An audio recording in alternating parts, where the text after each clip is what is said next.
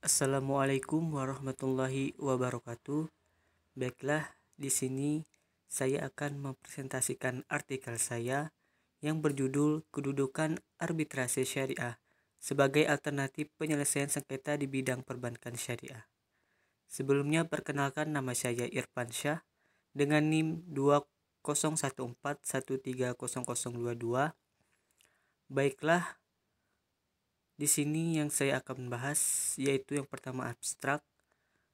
Di sini perkembangan pesat dunia bisnis yang belum pernah terjadi sebelumnya di era globalisasi telah menyebabkan meningkatnya kontroversi di kalangan pengusaha.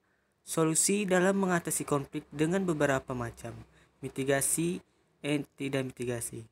Undang-undang juga mengatakan jika penyelesaian sengketa di antara bank dan nasabahnya juga diselesaikan melalui proses peradilan. Untuk sengketa non-mitigasi, Anda dapat menggunakan model arbitrasi syariah yang dioperasikan oleh Basarnas Nasional. Selanjutnya pengertian. Arbitrase merupakan diskusi yang hidup dan menarik tentang tujuan pertanyaan di luar seluruh siklus hukum, yaitu tercatat lanjutan neologisme dengan opsi akhir. Kekuasaan ini bertujuan untuk meneruskan penyelesaian dari peluang tanya jawab dan memungkinkan penerapan hukum dan metodenya sendiri.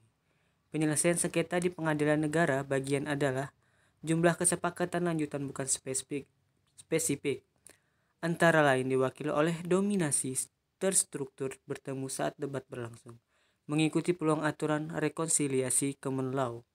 Penanganan konflik pada praktik peraturan Nusantara untuk dikerjakan dengan jalur hukum juga alternatif. Rangkaian sektor korporasi lebih memilih pelaku usaha buat menangani konflik bahwa tumbuh pada lembaga penanganan konflik di luar sidang.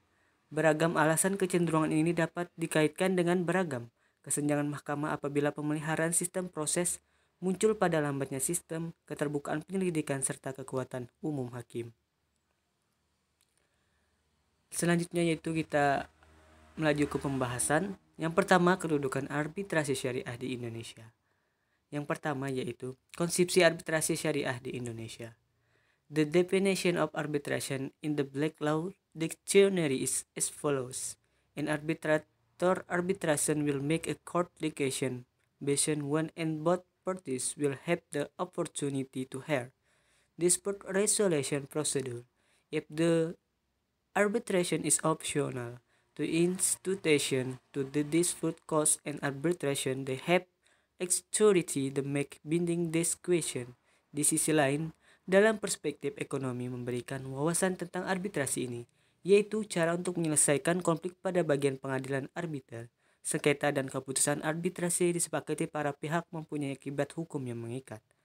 Dalam penyelesaian pada kajian perspektif Islam atau fiqh memiliki pengertian secara turkim. Pada harfiah, tahkim artinya menunjuk sebagian arbiter, pembawa damai dan memungkinkan seseorang untuk diartikan sebagai penengah suatu perselisihan lawan orang untuk resolusi damai insiden, menghubungkan dan menggabungkan dari berbagai perspektif terkait dengan pemahaman di atas. Ada hubungan umum antara turkim dan arbitrase merupakan badan penyelesaian sengketa kepada sisi sendiri. Kemudian, terdapat bagian penyelesaian pada aturan Islam atau tahkim adalah yang pertama, untuk menyelesaikan atau mengakhiri konkurensi melalui juru negeri. Kedua, untuk memilih juru atau wasit diselenggarakan pada kejujuran sang dalam kesepakatan kedua belah pihak. Ketiga, para pihak mematuhi keputusan penyelesaian hakim. Yang keempat, pemrosesan paralel diselesaikan menggunakan aturan. Kelima, tujuan rekonsiliasi dicapai dengan cara damai. Keenam, keputusan hakim bersifat final dan mengikat. Pada faktor disebutkan di atas lebih lanjut berkontribusi pada perbedaan di antara konsep arbitration dan turkim bisa mengkategorikan menjadi pengakhiran rapat pada pengadilan dengan arbiter atau pihak atau orang ketiga dan putusan bersifat finis dan mengikat tanpa regulasi lebih lanjut. Kemudian B. Prinsip syariah dalam hukum positif Indonesia. Peraturan perundang-undangan pada negara kita sendiri yang menyusun urusan perdata yaitu dengan memiliki 3 sumber, legislasi formal, legislasi agama, dan legislasi penggolongan, yaitu diadopsi oleh negara penjajah, dapat berlaku serta dapat dipilih oleh orang Indonesia. Artinya, ada itu pluralisme. Common law mengikat melalui adanya peradaban, serta merupakan legislasi bagi pertumbuhan penduduk. Diyakini bahwa legislasi agama akan berkembang sejalan pada penyebaran agama Islam di negara kita. Serta jika Islam diterima secara fundamental, akan mengakui keberadaan Islam dan penerapan hukum Islam. Sementara itu, metode pewarisan penjajah berkembang dengan imperialisme, serta sementara pengaturan hingga dipaksa untuk mencegah kesenjangan legislasi di Indonesia. Keberadaan legislasi Islam dalam pada format legislasi nasional memperoleh diwujudkan dalam 4 format. Artinya, yang pertama apabila segmen yang tidak terpisahkan pada legislasi nasional. Yang kedua, independensi, antusiasme serta wewenangnya diakui para legislasi domestik. Yang ketiga, berfungsi sebagai penyaring bahwa hukum dalam negeri serta elemen primer pendirian legislasi nasional. Adapun pendapat Hajailin, eksistensi legislasi Islam dalam ketentuan dibenarkan oleh Undang-Undang Indonesia dengan rincian normatif sila pertama Pancasila. Agar Indonesia penduduk muslim untuk diberikan kebebasan ketentuan ini, negara menjamin penerapan syariat Islam untuk pengikut dan pemeluk agama Islam melalui peraturan perundang-undangan tentang prinsip syariat Islam. Ada 2 tren perkembangan legislasi Islam pada Indonesia pada perkembangan kegiatan perekonomian syariah saat terjadi. Yang pertama, hukum Islam telah berfokusnya pada masalah ibadah. Hubungan baik dan manusia telah pindah ke masalah dan muamalah atau hablum minan nas. Rangkaian syariat Islam itu sendiri pada mulanya sekedar menentukan dalam mazhab yang telah diselenggarakan selama ini, yaitu mazhab Syafi'i. Adapun motivasi hukum dan dalam perkembangan selain Hanafi, Malikiyah dan lainnya. Saya juga membuat sekolah mazhab Hambali dan bahkan mazhab pemikiran Islam. C. Kelembagaan arbitrase syariah di Indonesia. Pada tahun 1993, saat ini Komisi Arbitration Muamalat Indonesia atau BAUMUI yang sekarang dikenal sebagai Basarnas didirikan apabila di antara upaya untuk menyelesaikan perselisihan pada Komisi Muamalat eksklusif di bidang ekonomi syariah. Pendirian tersebut bertujuan untuk memprediksi kemungkinan permasalahan legislasi terhadap implementasi Undang-Undang Muamalah. Para kelembagaan finansial syariah didirikan saat itu. Selanjutnya, selain pedoman Undang-Undang AAPS, efektivitas arbitrase syariah juga ditegaskan oleh Fatwa DSN MUI. Pembentukan Basarnas yaitu bagian hakim dengan akan diperkenalkan terhadap kelembagaan tetap.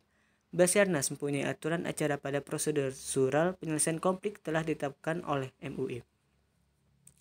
Yang kedua, kedudukan dan kewenangan arbitrasi syariah dalam penyelenggaraan sengketa perbankan syariah. Secara umum, aturan dasar arbitrase dalam Undang-Undang Nomor 30 Tahun 1999 tentang arbitrase dan alternatif penyelesaian sengketa atau UU APS. Undang-undang dibuat berdasarkan Undang-Undang Nomor 14 Tahun 1970 berdasarkan ketentuan pokok peradilan, kemudian diubah dan Undang-Undang Nomor 35 Tahun 1999. Selain itu, bentuk formal dari ketentuan klausul terdapat diwujudkan dengan Undang-Undang AAPS perkembangan sebelum Undang-Undang Peradilan berdasarkan Undang-Undang Nomor 48 Tahun 2009. Namun, sistem penyelesaian sengketa di luar pengadilan salah satunya arbitrase. Bahkan Undang-Undang Kekuasaan Kehakiman sebelumnya, keberadaan UU AAPS penting sebagai hukum yang komprehensif mengenai keberadaan arbitrase di Indonesia, termasuk arbitrase syariah. UU AAPS merupakan pedoman pelaksanaan sengketa arbitrasi di Indonesia, baik badan arbitrase luar biasa yang baru dibentuk ketika masalah muncul maupun badan arbitrasi konstitusional yang sudah ada seperti BANI dan Basarnas.